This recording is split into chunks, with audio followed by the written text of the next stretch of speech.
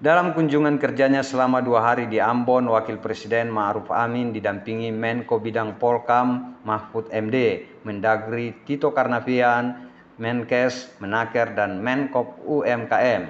Salah satu agendanya selama di Ambon adalah memimpin Rakor Penanggulangan Kemiskinan Ekstrim.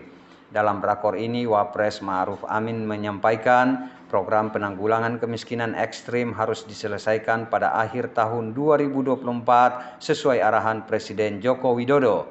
Adapun wilayah yang diprioritaskan mencakup 7 provinsi, salah satunya adalah Maluku dengan 5 kabupaten prioritas. Kelima kabupaten prioritas di daerah ini adalah Maluku Tenggara, Seram bagian timur, Kepulauan Tanimbar, Maluku Tengah, dan Maluku Barat Daya. Sementara secara nasional terdapat 35 kabupaten prioritas pada tahun 2021. Wapres Ma'ruf Amin menjabarkan penanggulangan yang dilakukan didasarkan bukan hanya pada kriteria persentase tingkat kemiskinan ekstrim, akan tetapi juga dikombinasikan dengan jumlah masyarakat miskin ekstrim di wilayah tersebut sesuai data BPS yang dihasilkan melalui Susenas pada Maret 2020. Boy Nahrum, John Ralahalu melaporkan.